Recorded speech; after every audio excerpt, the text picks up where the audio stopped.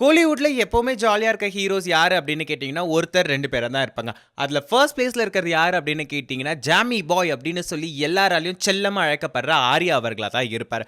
ஆர்யா வந்து தன்னோட நடிச்ச ஹீரோ, ஹீரோயின்ஸ் அதுக்கப்புறமா வந்து டைரக்டர்ஸ் எல்லாரையுமே வந்து குருட்ட மேனிக்கு வந்து கலாய்ச்சிட்டே இருப்பாரு. எப்பவுமே ஜாலியா இருக்க பெர்சன் தான் ஆர்யா அவர்கள். ரீசெண்டா வந்து கடம்பன் திரைப்படத்திலயும் அவர் நடிச்சிட்டு இருக்காரு. அந்த படத்தையும் அவர் விட்டு வைக்கலைங்க. பொங்கலுக்கு நிறைய படங்கள் ரிலீஸ் ஆக போகுது அப்படின்றத வந்து எல்லாரும் ட்விட்டர்ல வந்து சொல்லிட்டு இருக்கும் பொழுது இவர் என்ன பண்ணிருக்காருன்னு பாத்தீங்கன்னா, நான் நடிச்சிட்டு இருக்க கடம்பன் திரைப்படம் பொங்கலுக்கு ரிலீஸ் ஆகல அப்படின்னு சொல்லி வேற ஒரு பரபரப்பை ஏற்படுத்திட்டு இருக்காரு. ரீசெண்டா வந்து யாரோ போய் ஜல்லிக்கட்டை பத்தி ஆர்யா கிட்ட கேட்டிருக்காங்க. உடனே அதுக்கு ஒரு ட்வீட்டை போட்டாரு பாருங்க. ஜல்லிக்கட்டா அப்படின்னா என்ன அப்படின்னு தெரியாம ஒரு ட்வீட்டை போட்டாரு. ஏண்டா சாமி அந்த ட்வீட்டை போட்டோம் அப்படின்னு சொல்லி தலைமையில கையை வைக்கிற அளவுக்கு ஆர்யா அவர்களுக்கு ரிப்ளை மழை குவிஞ்சிருச்சு. கிட்டத்தட்ட 1300 ரிப்ளை வந்திருக்குன்னா பாருங்களேன். அந்த ரிப்ளைஸ் எல்லாமே வந்து அவருக்கு சாதகமானது இல்லைங்க.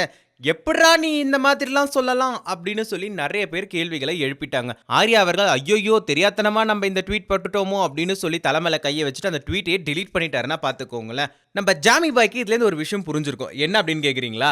எல்லா விஷயத்திலயுமே வந்து நம்ம காமெடியா இருக்கவே கூடாது. ஒரு சில விஷயத்துல நம்ம காமெடி பண்ணோம் அது நமக்கே வந்து ரிவீட் ஆயிடும் அப்படின்னு சொல்லி ஆர்யா அவர்கள் இதுல இருந்து புரிஞ்சிட்டு இருப்பாரு.